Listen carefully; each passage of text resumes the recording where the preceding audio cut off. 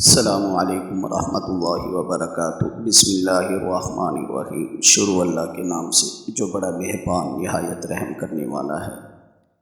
اسلام T V میں خوش آمدید۔ آج میں رب تعالیٰ کی حمد و ثنا کے ساتھ آپ حضرات کے سامنے اپنی اس چینل کا تعارف لے کر حاضر خدمت ہوا ہوں۔ الحمدللہ رب العالمین والصلاة والسلام علی سید الرسول و خاتم الانبیاء والمرسلین وعلی آلہ واصحابہ اجمعین۔ بے شک اللہ تعالیٰ جس کی شان بہت بلند اور جس کا نام انتہائی پاکیزہ ہے، تمام مخلوقات کو بغیر کسی ذاتی غرض کے پیدا فرمایا۔ مخلوق کو پیدا کرنے میں اس کی کوئی غرض شامل نہیں، محض اپنے فضل و مہربانی سے اس نے کائنات ارضی اور سماوی کو وجود بخشا، اور پھر اس میں کچھ مخلوق کو مکلف ٹھہراتے ہوئے اچھے اور برے کی تمیز سکھائی، اور ان سے اپنی عبادت و فرما برداری کا امتحان بھی لیا، تاکہ ان سے جو عبادت و اطاعت میں کامیاب ہو اس کی حمد و تسبیح بجا لائے تو اللہ اس پر نعمتوں کا اضافہ فرمائے، اس پر اپنے فضل و احسان میں زیادتی فرمائے اور نوازشات فرمائے۔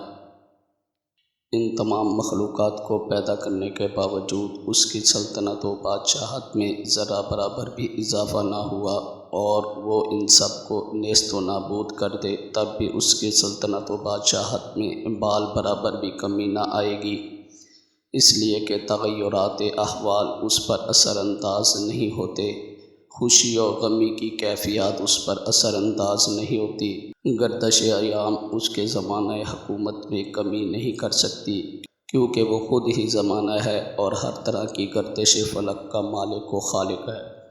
اس کے فضل و احسان اور نوازشات و سخاوت سے سب ہی مستفید ہوتے ہیں۔ اللہ تعالیٰ نے لوگوں کو سننے کے لیے کان، دیکھنے کے لیے آنکھیں اور سوچنے کے لیے قلوب سے نوازا، اور انہیں عقل سلیم کے قیمتی سرمایہ سے نوازا، جس کے ذریعے وہ حق و باطل کے درمیان تمیز کرتے ہیں اور اپنا نفع نقصان کو پہچانتے ہیں۔ اللہ تعالیٰ نے انسانوں کے لیے زمین کو بچھایا تاکہ وہ اس کے صاف اور واضح راستوں پر چلیں، اور آسمان کو محفوظ چھت بنایا اور اسے انتہائی بلند کیا، پھر اس میں سے موسلا دار بارش برسائی اور ایک مقررہ مقدار میں رزق اتارا، اور اپنی مخلوق کے فائدے کے لیے چاند سورج کو آگے پیچھے دوڑایا، جس کے نتیجے میں دن اور رات نمودار ہوتے ہیں۔ اس نے رات کو لوگوں کے لیے لباس بنایا اور دن کو معاش کے حصول کا ذریعہ بنایا۔ چاند سورج کا یہ طلوع غروب اور یہ دن رات کا آنا جانا اللہ تعالیٰ کا اپنے بندوں پر عظیم احسان ہے۔ اس کے علاوہ دن اور رات کے فرائض دین کی ادائیگی کے اوقات بھی معلوم ہوتے ہیں، جس کا تعلق دن اور رات کی گھڑیوں اور ماہ و سال سے ہے، مثلا نماز، زکوٰۃ، حج، روزے وغیرہ۔ اسی طرح لین دین کے معاملات، قرض یا دیگر حقوق کی ادائیگی کا وقت دن و رات کے رد و بدل سے ہم متعین کر لیتے ہیں۔ اللہ تعالیٰ اپنے کلام پاک میں فرماتا ہے، ترجمہ وہی ہے جس نے سورج کو اجلا بنایا اور چاند کو چمک دی، اور چاند کے گھٹنے بڑھنے کی منزلیں ٹھیک ٹھیک مقرر کر دی، تاکہ تم اس سے برسوں اور تاریخوں کے حساب معلوم کرو۔ اللہ نے یہ سب کچھ برحق ہی پیدا کیا، وہ اپنی نشانیوں کو کھول کھول کر پیش کر رہا ہے ان لوگوں کے لیے جو علم رکھتے ہیں۔ یقیناً رات اور دن کے الٹ پھیر میں اور ہر چیز میں جو اللہ نے زمین اور آسمان میں پیدا کی نشانیاں ہیں ان لوگوں کے لیے جو بچنا چاہتے ہیں۔ سورۃ یونس آیت نمبر 5-6۔ یہ تمام تر انعامات محض اللہ تعالیٰ کا فضل و احسان ہے، اور بندہ جب شکر گزاری اور احسان مندی کے جذبات کے ساتھ اپنے رب کی طرف متوجہ ہوتا ہے تو اللہ تعالیٰ اپنی نوازشات میں مزید اضافہ فرما دیتے ہیں۔ خود قرآن پاک میں اللہ تعالیٰ نے یہ وعدہ فرمایا ہے، ترجمہ اور یاد رکھو تمہارے رب نے خبردار کر دیا تھا، اگر شکر گزار بنو گے تو میں تم کو اور زیادہ نوازوں گا، اور اگر کفران نعمت کرو تو میری سزا بہت سخت ہے۔ سورۃ ابراہیم آیات نمبر 7۔ چنانچہ بنی آدم کی ایک کثیر جماعت نے شکر گزاری کا راستہ اختیار کیا تو اللہ تعالیٰ نے حسب وعدہ سابقہ اور ابتدائی نعمتوں پر مزید اضافہ فرما دیا۔ یہ بیان تو صرف دنیاوی نعمتوں کا تھا، لیکن نعمتوں بھری جنت میں داخلہ اور وہاں کی دائمی نعمتیں ان شکر گزار بندوں کے وہاں پہنچنے پر رکھی گئی ہے۔ اسی طرح ایک کثیر جماعت نے اللہ تعالیٰ کی ناشکری اور کفران نعمت کا راستہ اختیار کیا، بجائے اللہ تعالیٰ کی عبادت کے غیروں کی چوکھٹ پر سر جھکایا تو اللہ تعالیٰ نے نہ صرف ان کو دی گئی نعمتیں چھین لی بلکہ ان پر مہلک عذاب بھی نازل فرمایا، جو نہ صرف دردناک تھا بلکہ دوسروں کے لیے نشان عبرت بھی بنا۔ انہی ناشکروں میں سے اللہ تعالیٰ نے دنیاوی زندگی میں اپنی نعمتوں سے خوب فائدہ اٹھانے کا موقع فراہم کیا، جسے وہ اللہ تعالیٰ کے ہاں اپنی مقبولیت کی سند سمجھ بیٹھے، حالانکہ وہ خدا کی طرف سے دی گئی ڈھیل تھی۔ بس اللہ تعالیٰ نے ان کے لیے آخرت میں سخت عذاب تیار کر رکھا ہے، جسے بھگتنا ان پر مقدر ٹھہر چکا ہے۔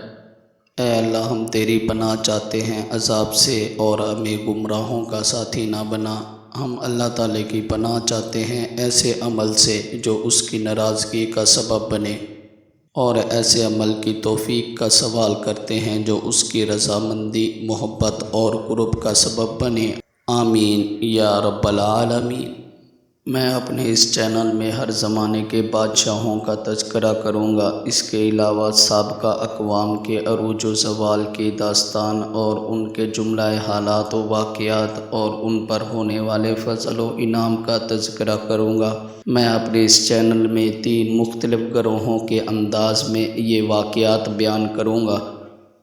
پہلا گروہ وہ لوگ جنہوں نے اللہ تعالیٰ کے انعامات کی قدر جانی اور شکر گزار ہوئے اور انبیاء علیہ الصلاۃ والسلام اور ان کے سچے پیروکاروں کے نقش قدم پر چلے، جس کے نتیجے میں دنیا میں بھی اللہ تعالیٰ کی طرف سے فضل و انعام میں اضافہ ہوا اور آخرت میں بھی ان کے لیے جنت کی ہمیشہ رہنے والی نعمتیں موجود ہیں۔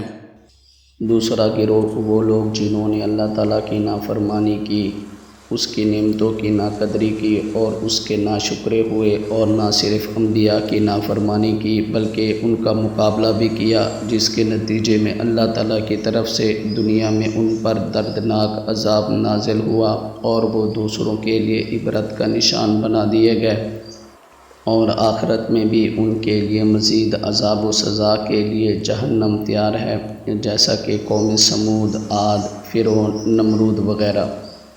تیسرا گروہ وہ لوگ جن کی ناشکری اور نافرمانی کے نتیجے میں ان پر اس دنیا میں عذاب خداوندی نازل نہ ہوا بلکہ انہیں خوب ڈھیل اور مہلت دی گئی تاکہ آخرت میں وہ پوری طرح عذاب کے مستحق ہو جائیں۔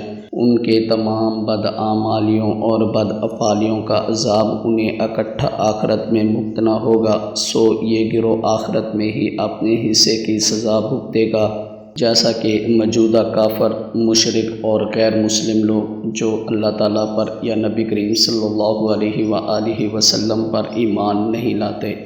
میں نہ صرف ان اقوام کو بیان کروں گا بلکہ یہ بھی بتاؤں گا وہ لوگ کس کس زمانے میں آئے اور ان کے ساتھ کیا کیا حوادثات و واقعات پیش آئے۔ اگرچہ ان تمام کا بیان کرنا عمر انسانی کے بس کی بات نہیں، اس کے باوجود حد الامکان بشری حد تک ان کے حالات و واقعات اجاگر کرنے کی کوشش کروں گا۔